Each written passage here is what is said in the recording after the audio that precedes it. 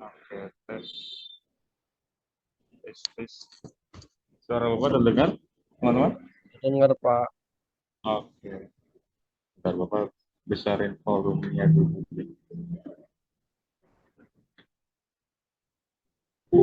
Oke, sorry. Bapak agak sedikit telat karena melipir dulu nih teman-teman seperti biasa karena nggak keburu buat pulang ke rumah. Jadi jam-jam pulang kerja biasanya mungkin belum sampai rumah udah harus ngajar lagi. Oke, teman-teman selamat sore semuanya. Teman-teman gimana kabarnya? Sore Pak. Alhamdulillah baik. Bapak gimana? Oke, teman-teman kita masuk di pertemuan keempat ya. Di pertemuan keempat ini nanti masih di pemrosesan bahasa alami. Nanti kita akan membahas mungkin mengenai algoritma naik bias. Nah, ini naik bias ini digunakan untuk apa? Nanti kita coba buat kita lihat mungkin penggunaannya seperti apa kalau untuk di bahasa pemrosesan alami khususnya. Nanti kita cobain juga mungkin untuk prakteknya memakai biasa Google Colabs. Nanti teman-teman juga bisa coba juga mungkin memakai Google Colabs. Kemudian untuk jadwal tatap muka ataupun bertemu di kampus, Bapak jadwalkan sih mungkin di pertemuan ke antara 6 atau 7 terakhir nanti. Di 6 Oke Pak. nanti dikabarkan lagi mungkin update-nya ataukah mungkin di pertemuan ke-6 atau di pertemuan ke-7 sih. Oke ya. Dan kita ada jadwal 3 kali sih harus ketemu di kampus. Jadi Bapak sih sudah jadwalkan mungkin antara sebelum UTS itu 1 kali, kemudian setelah UTS itu 2 kali kurang lebihnya. Jadi nanti sebelum UTS kita bertemu 1 kali, kemudian setelah UTS, entah itu di pertemuan awal atau mungkin di pertengahan atau di akhir, nanti ada 2 kali lagi. Sebisa mungkin sih mungkin nanti di pertemuan kita di kampus itu dipakai buat mungkin untuk prakteknya sih, atau mungkin sesi tanya jawab ataupun kalian bisa sharing juga ke Bapak mungkin apa ya mungkin ada kendala apa mungkin di selama mungkin nyoba untuk di mata kuliah kita ya khususnya. Dan nantinya sambil sesi sharing-sharing aja sih kalau mungkin nanti di kampus lebih banyak mungkin ke arah sana. Sama untuk tugas, teman-teman mungkin Bapak nanti juga akan ambil satu tugas, mungkin sebelum UTS, mungkin satu tugas dulu. Kemudian nanti setelah UTS itu mungkin ada sekitar 2 tugas, jadi kurang lebih sekitar 3 tugas sih yang kita ambil selama mata kuliah ini berlangsung sampai nanti mungkin di akhir semester. Itu sih teman-teman yang Bapak mau sampaikan dulu. Kemudian kalau untuk materi Bapak sudah upload di Google Class, di Google Class lagi di ini portal sorry E-learning, e-learning.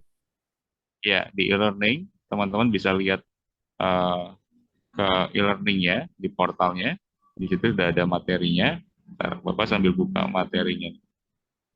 Kita di pertemuan keempat. Oke.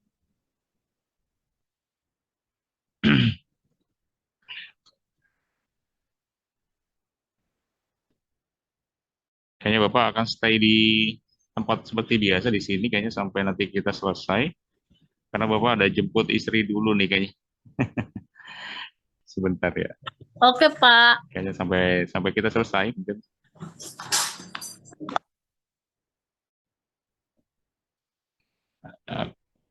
Oke, bentar putus-putus nih soal suaranya. Iya, tadi kenapa Mbak Gesta? Nggak apa-apa, Pak. Cuma bilang oke doang. Oke. Soalnya suara apa jaringannya agak kurang bagus sih suara kalian agak putus-putus. Tapi suara Bapak aman ya? Aman kok, Pak, tapinya. Ya, oke. Berarti di Bapak doang nih koneksinya agak-agak kurang. Suaranya agak putus-putus soalnya. Oke, teman-teman, mungkin bisa lihat ke sini dulu. Kita coba bahas teorinya dulu. Habis itu kita cobain prakteknya nih. Nanti Bapak akan kasih file CSF-nya. Nanti kita pakai Excel sih. Nanti ada file Excel yang Bapak kasih ke teman-teman. Ada 3 Excel. Nanti 3 Excel itu isinya itu ada data. Nanti kita coba buat olah datanya sih. Lebih ke arah mesin mesin learning, ya mesin learning metodenya metode mesin learning. Nanti mungkin kita mau pakai algoritmanya itu nanti mau pakai naik bias. Nanti kita lihat. Nah, Bapak coba share dulu nih. Nah, sudah terlihat ya? Oke, kita mulai saja. Jadi, di pertemuan keempat ini kita mau bahas tentang algoritma dari naik bias, teman-teman.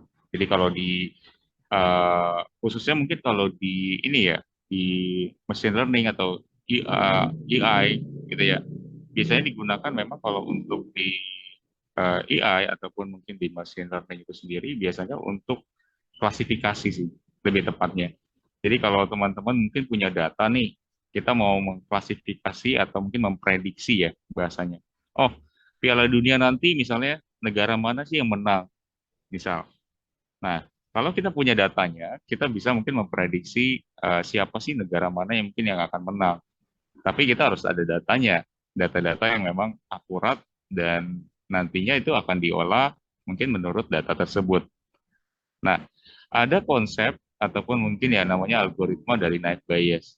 Night bias ini mungkin termasuk ke algoritma di mana kita bisa mungkin menggunakan metode ini khususnya untuk mungkin melakukan perhitungan berkaitan dengan probabilitas ataupun statistik biasanya berhubungan dengan night bias. Nah, kita coba lihat next dulu ya. Kita lihat dulu, kita next. Ya, kita next. Nah, jadi nanti yang kita pelajari ini lebih ke arah pengertian dari si night bias untuk teorinya, kemudian ada kegunaan dari night bias, dan juga kelebihan maupun kekurangan dari night bias itu apa. Nah, kita coba next lagi. Topiknya mungkin nggak jauh-jauh dari CMPK tadi, ya yang kita akan capai, atau mungkin yang teman-teman akan dapatkan di pertemuan kali ini. Jadi kita akan membahas mengenai pengertian dari night bias, kegunaannya, kelebihannya, maupun kekurangan dari si night bias itu sendiri. Nanti kita coba lihat.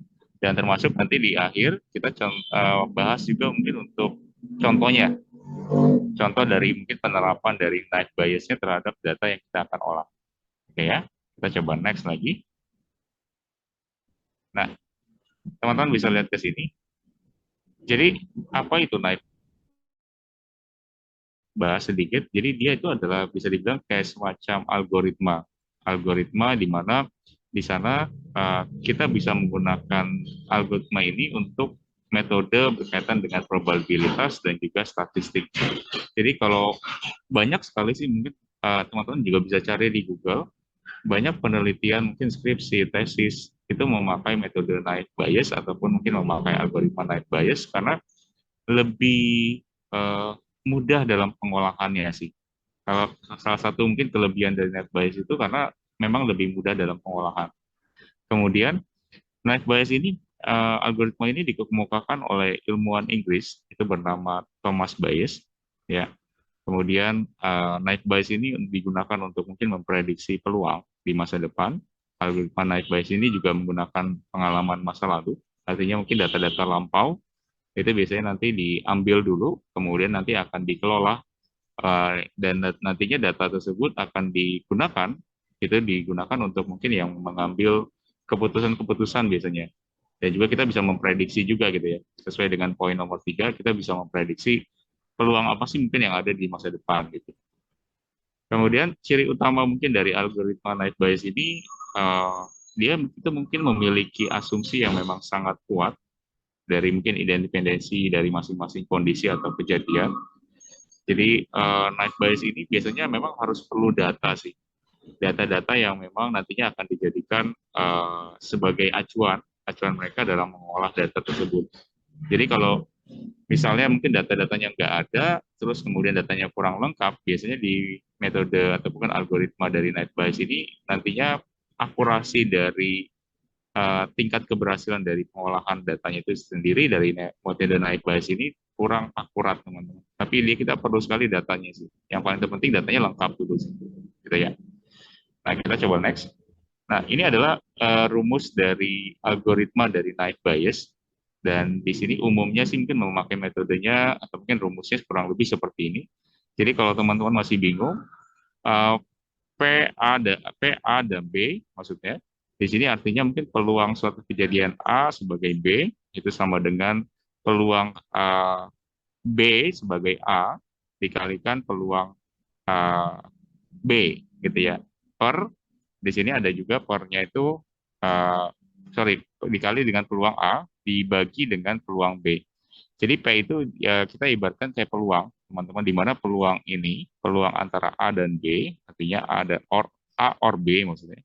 Peluang A or B, kemudian sama dengan di sini ada peluang mungkin untuk satu kejadian antara peluang B dan A dikali dengan peluang A dibagi dengan peluang B.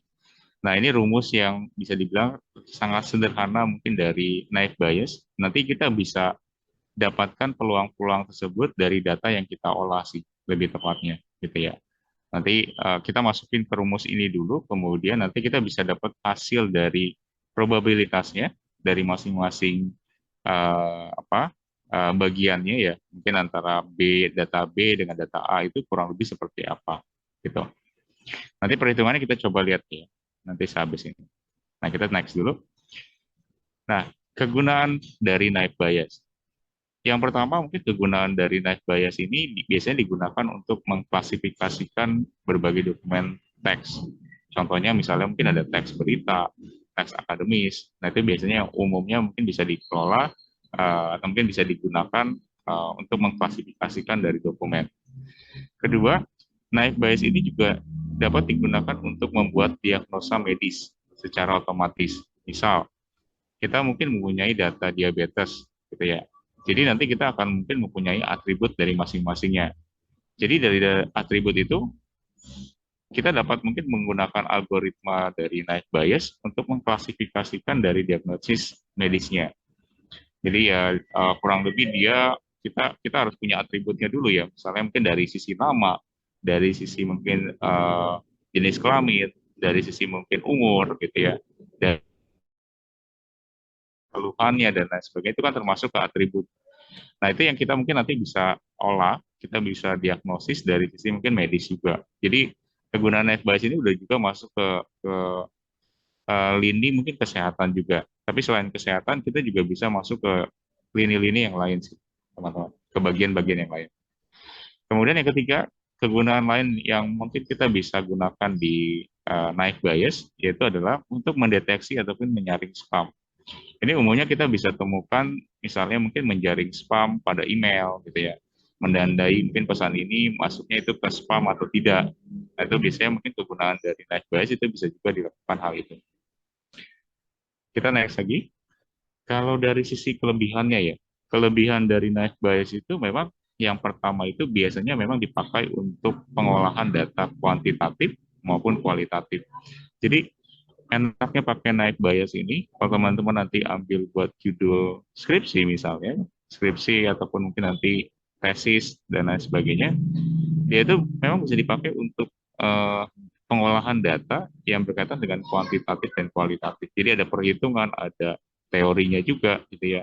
Jadi memang bisa dipakai untuk kelebihannya untuk itu sih. Kemudian yang kedua, kita di sini algoritma itu tidak memerlukan banyak data. Artinya apa? Pada saat mungkin kita melakukan training data training itu maksudnya pusat-pusatnya data ya. Itu nggak perlu banyak teman-teman. Hanya mungkin memerlukan datanya itu sedikit aja. Jadi kita bisa menghemat waktu juga, gitu ya. Kemudian yang ketiga kelebihannya itu adalah jika ada nilai yang hilang, misalnya nilai yang hilang atau mungkin nilai atributnya mungkin nggak ada gitu, maka ya bisa kita abaikan perhitungannya, gitu ya.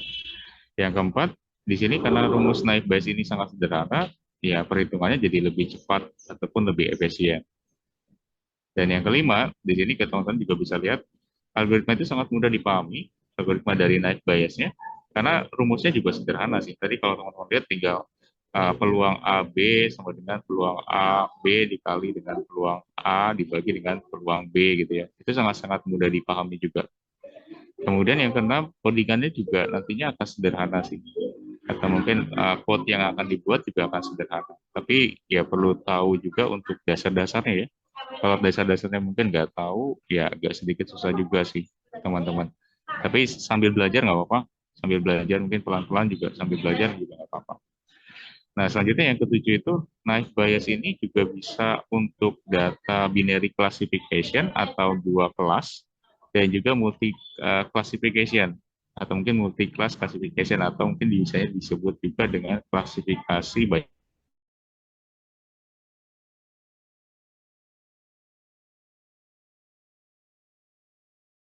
kelas ya, yang bisa kita mungkin bisa olah. Nah, di sini kita bisa masuk ke dua kelas atau mungkin ke banyak kelas atau mungkin multi kelas namanya. Jadi datanya itu yang akan dikelola dari si Naive Bayes itu bisa mungkin bentuk data yang dua kelas ataupun mungkin data yang memang masuknya itu ke banyak kelas. Dan tentunya kalau selain kelebihan dari Naive Bayes, teman-teman di sini juga ada kekurangannya pastinya. Di setiap mungkin metode atau algoritma pasti ada kekurangan maupun kelebihannya. Kalau kita lihat tadi mungkin kelebihannya, kita coba lihat dari kelemahannya. Kalau kelemahannya ataupun mungkin kekurangan dari Naive Bayes, memang kalau dilihat secara probabilitas atau mungkin peluang ya.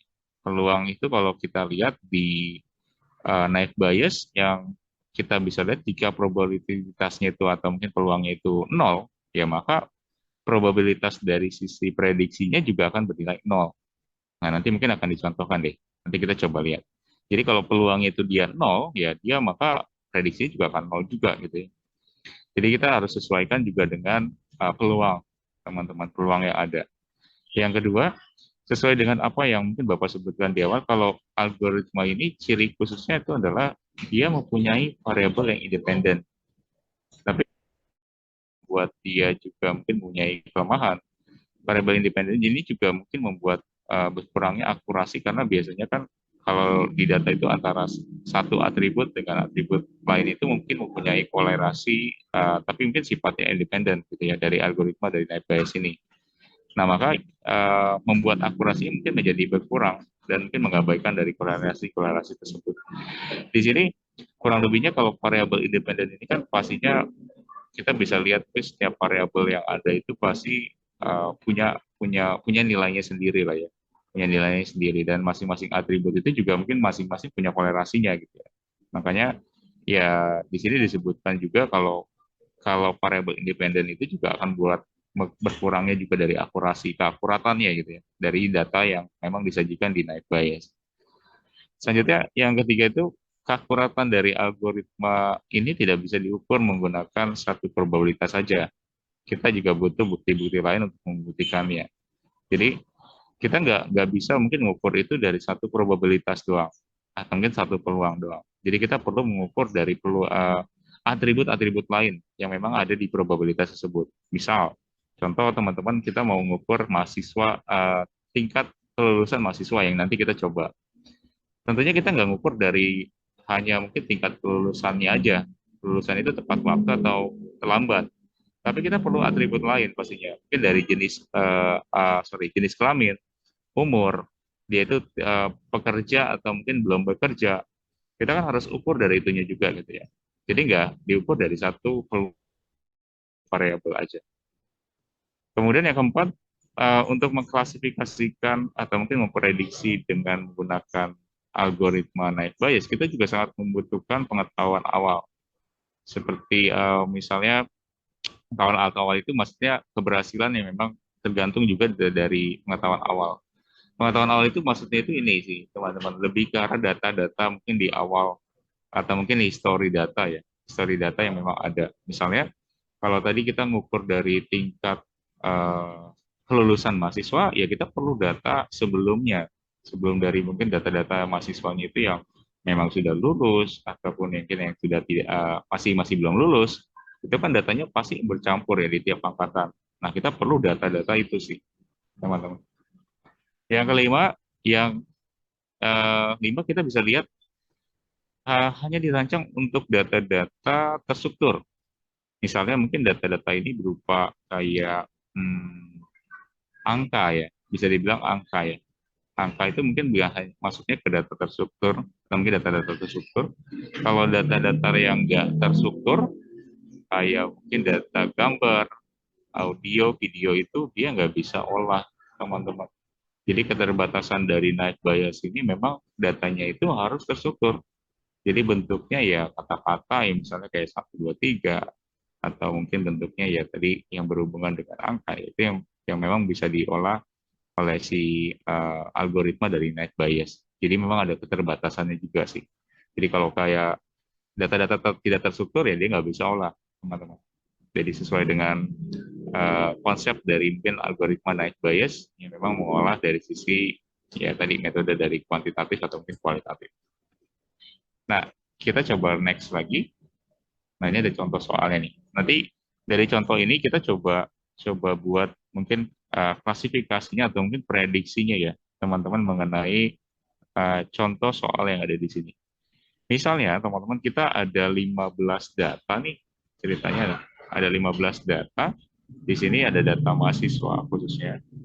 Kemudian di sini kita kategorikan berdasarkan waktu kelulusannya ya, teman-teman. Kita kategorikan berdasarkan waktu kelulusannya. Di sini adalah waktu kelulusan itu yaitu ada tepat waktu dan juga terlambat. Nah,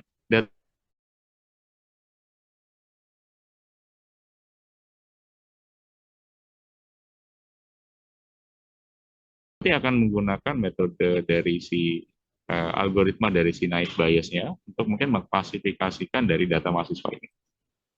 Jadi kalau teman-teman lihat di sini ada satu tabel, di mana satu tabel ini isinya itu dari data yang memang kita ambil dari Excel. Nanti Excel-nya mungkin Bapak coba akan share ke teman-teman, di mana nanti data yang Excel ini berisi tentang data mahasiswa, di mana data mahasiswa itu nanti isinya atributnya itu ada kayak jenis kelamin, pekerjaan, status, IPK, dan juga lulus. Dan kalau teman-teman lihat juga masing-masing record ya itu mungkin punya datanya masing-masing. Misalnya kayak contoh di uh, record 0 ya. Di record 0 itu ada laki-laki mahasiswa belum, kemudian IPK-nya 3,17, lulusnya tepat gitu ya. Dibandingkan dengan dua misalnya perempuan mahasiswa belum, statusnya itu maksudnya belum menikah ya, belum itu maksudnya belum menikah, kemudian IPK-nya 3,01, kemudian lulusnya tepat waktu. Nah, ini yang kita nanti coba mungkin klasifikasikan sih, teman-teman, berdasarkan mungkin kalau teman-teman lihat juga udah ada di paling bawah itu ada table di mana kita mungkin mau mengklasifikasikan dari data mahasiswa yang ada di table di bawah atau mungkin yang di kanan ya, di kanan dari table yang besar. Di situ kita mau coba mengklasifikasikan dari data mahasiswa yang ada di sini, dari mungkin dia jenis kelaminnya laki-laki, pekerjaan itu tadi mahasiswa, masih mahasiswa, statusnya itu tadi belum menikah atau married, kemudian IPK-nya 2,7, apakah dia itu lulus tepat waktu atau mungkin lulus tapi terlambat misalnya. Nanti kita coba akan lihat mungkin kategori dari mahasiswa tersebut. Jadi nanti ada perhitungan dari night bias-nya yang kita pakai. Untuk perhitungan manualnya, teman-teman bisa lihat ke sini.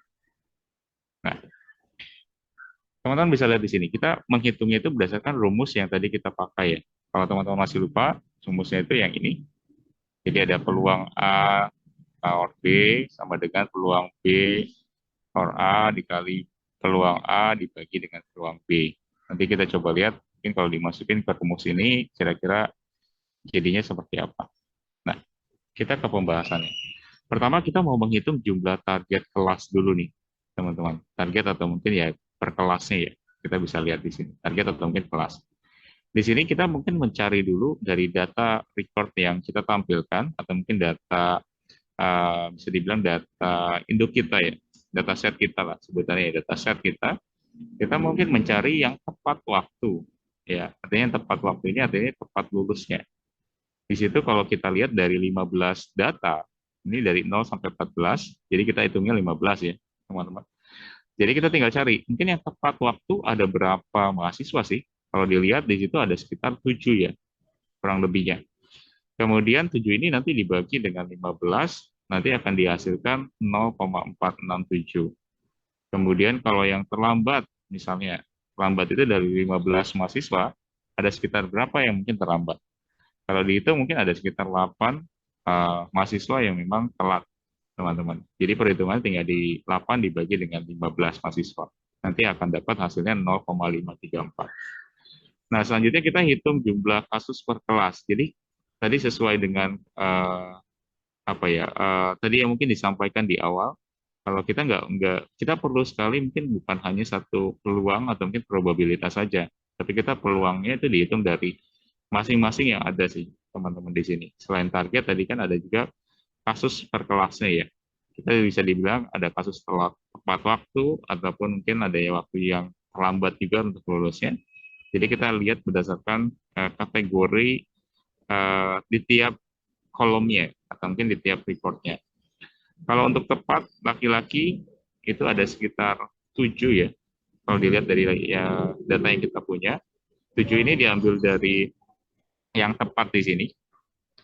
Oke, yang tepat di sini. Yang tepat itu ada sekitar yang laki-laki itu ada 4 kalau kita lihat.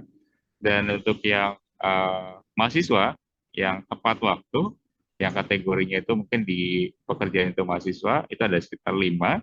Itu 5 dibagi dengan 7. Kemudian untuk yang tepat tapi yang belum menikah, itu ada sekitar 4. 4 itu dibagi dengan 7, hasilnya segini. Kemudian untuk yang tepat, ya yang tepat aja, ya, tepat dengan IPK mungkin 2,7. Jadi kan karena pertanyaan kita tadi mungkin mengenai IPK 2,7 tadi, itu kan mungkin kurang lebih di 0 gitu ya. Ini nggak ada 2,7 itu 0 di sini. Kemudian 0 ini dibagi dengan 7 itu sama dengan 0 ya. Kemudian di sini karena nggak ada datanya ya, teman-teman. Nah, kemudian yang terlambat ya, terlambat kalau kita lihat mungkin terlambat laki-laki itu ada sekitar 4. 4 ini dibagi dengan 8. 8 itu dari data yang di sini menghasilkan mungkin 0,5. Kemudian yang terlambat ya, terlambat dengan kategori mungkin ya mahasiswa kita ada 3 gitu ya. 3 dibagi dengan 8 hasilnya mungkin 0,375. Kemudian yang terlambat yang kategorinya itu mungkin belum menikah. Jadi kalau dilihat mungkin ada sekitar 4. 4 datanya. 4 dibagi 8 0,5. Kemudian yang terlambat dengan kategori status IPK-nya itu 2,7 gitu ya. Di sini datanya ada 1 gitu ya. Karena di sini kan ada ya. 2,7 laki-laki, kita coba lihat ya. Laki-laki IPK-nya itu 2,7. Sorry agak ini. 2,7. Jadi ada datanya. Kemudian ini kita tuliskan mungkin di sini 1 dibagi dengan 8. Jadi hasilnya itu 0,125. Kemudian dari data ini kita next lagi. Kemudian kita mungkin menghitung jumlah target per kelasnya, di mana dari data yang kita tadi sudah olah, gitu ya, dari mungkin peluangnya. Kemudian kita masukkan ke rumus yang ada di sini untuk menghitung dari jumlah target per kelasnya, dari mulai yang tepat sampai mungkin yang terlambat. Jadi di sini rumusnya itu adalah tepat sama dengan P tepat laki-laki, P tepat mahasiswa, tepat belum menikah, 0,7 dan juga di sini P untuk tepatnya. Nanti semua ini dikalikan, nanti didapatkan hasil ya teman-teman berupa nilainya itu adalah 0. Sedangkan kalau untuk yang terlambat di sini ya teman-teman, kita masukkan ke rumusnya itu adalah P terlambat laki-laki, ini hampir sama, cuma beda kategori di terlambatnya saja dengan rumus yang ada di sini. Dan nanti datanya kita tinggal masukkan dari data yang terlambat tadi, yang kita sudah lakukan olahan. Kemudian tinggal dikalikan, hasilnya itu 0,00625. Nah, dari sini, dari data yang mungkin kita sudah lakukan perhitungan, teman-teman, selanjutnya itu kita lakukan probabilitas yang memang sudah ditentukan tadi. Mungkin untuk yang tepat waktu, tadi datanya itu 0, ya, dibagi dengan 0,00625. 0,025 itu didapat dari variabel atau mungkin yang terlambat, kemudian ditambah dengan 0, gitu ya, kemudian sama dengan 0 di sini. Untuk probabilitas yang terlambat, kita lihat dari mungkin probabilitas kita yang ini, kita dibagi dengan 0, gitu ya. Kemudian ditambah, karena ini 0 itu hasil dari tepat ini, jadi ditambah dengan 0,000625. 0,0025 itu dari sini ya, teman-teman yang terlambat tadi, kita didapatkan dengan 1. Jadi, dari hasil prediksi ini kita bisa baca nih. Jadi nol itu berarti kita bisa artikan mungkin sebagai apa? eh, tepat waktu gitu ya, atau mungkin bisa dibilang data-data yang memang berkaitan dengan probabilitas mungkin untuk dia itu mungkin tepat waktu. Kalau mungkin terlambat itu kita bisa kategorikan mungkin sebagai data yang memang terlambat gitu ya. Itu dengan ditandakan dengan satu. Maka mungkin hasil dari prediksi dari data testing ini ya berarti lulus. Dia lulus ya, kategorinya mungkin dia lulus, tapi mungkin lulusnya itu terlambat. Karena di sini kalau kita lihat dari probabilitasnya didapatkan data itu nol untuk tepat waktunya dan juga terlambatnya itu satu gitu ya. Jadi kan satu itu kita artikan mungkin kalau data ini memang yang akan dieksekusi gitu ya, yang probabilitas terlambatnya. Jadi dikatakan mungkin di sini untuk prediksi dari si mahasiswa ini yang memang belum menikah gitu ya, kemudian laki jenis kelaminnya laki-laki, pekerjaannya masih mahasiswa dan IPK-nya 2,7, apakah dia lulus tepat waktu ataupun mungkin terlambat, ya kita bisa dapatkan hasilnya dia akan lulus, tapi mungkin lulusnya itu terlambat, teman-teman. Jadi kategorinya dia masuknya ke terlambat, gitu ya. Nah, dari data ini kita bisa lihat, mungkin kalau untuk pertama kali menghitung ini, teman-teman, mungkin agak-agak bingung untuk di pemasukan uh, ininya ya, apa memasukkan mungkin untuk mana kategori yang masuk ke probabilitas A atau B gitu ya, atau mungkin peluang A, peluang B.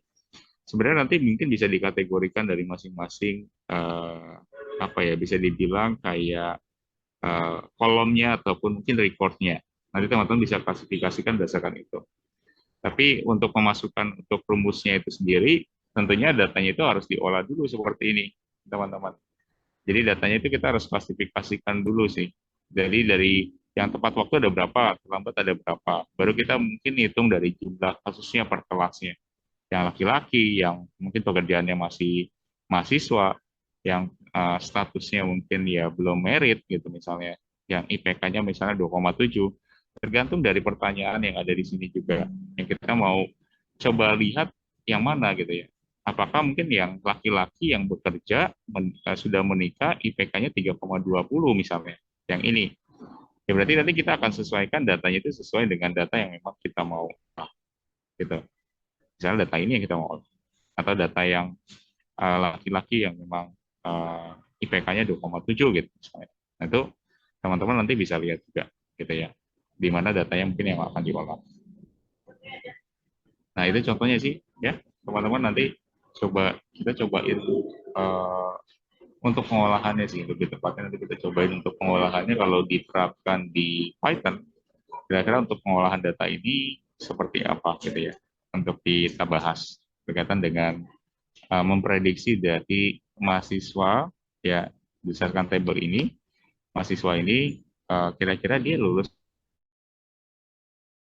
Di sini sih mungkin kita udah bisa dapat jawabannya itu dia berarti mahasiswa itu ya lulusnya dia lulus tapi mungkin terlambat ya.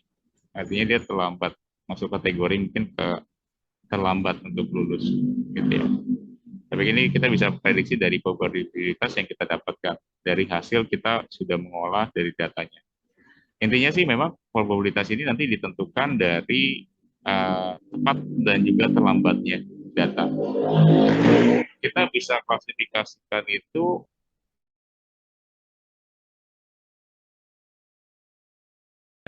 untuk ngebacanya itu hasil akhir dari yang kita dapatkan di tepat dan juga hasil yang kita dapatkan di terlambat gitu ya setelah diolah berdasarkan rumus yang kita pakai tadi. Nah, kira-kira hasilnya itu berapa gitu ya yang kita akan olah. Rumusnya tetap yang kita pakai itu yang ini, teman-teman. Dan itu nanti kita terapkan mungkin di sini ya. Yang ini kita terapkan di sini.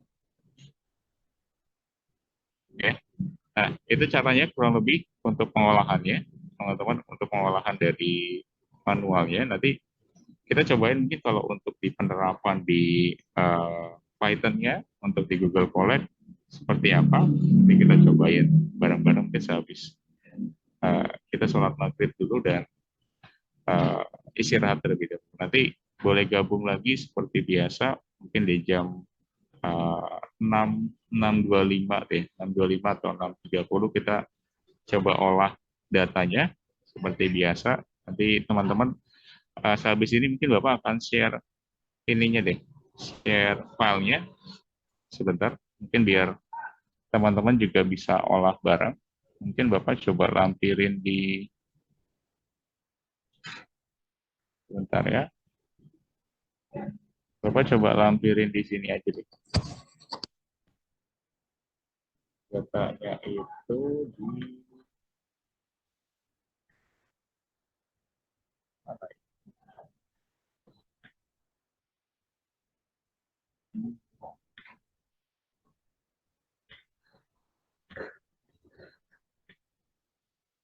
Oke, itu ada datanya. Sebentar. Bapak coba lampirin datanya. 6.30 Pak. Iya, 6.30 boleh, Mas Wendy. Oke Pak. Oke, ini data setnya, teman-teman. Data setnya ada 3 ya. Kita pakai data set yang pertama, ini data set pusat.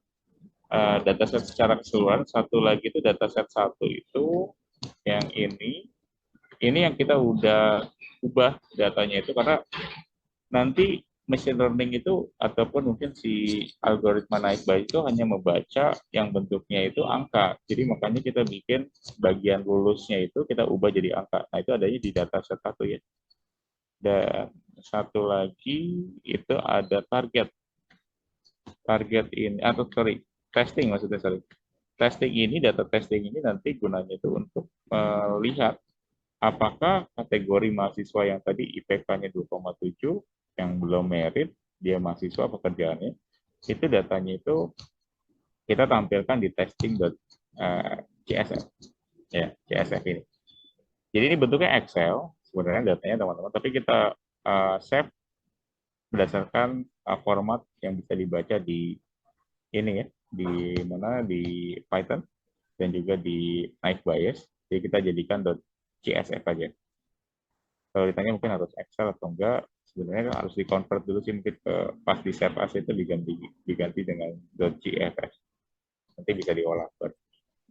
Oke, datanya ini teman-teman yang nanti kita akan olah. Nanti habis ini kita coba olah bareng-bareng mungkin di prakteknya ya. Nanti habis praktek.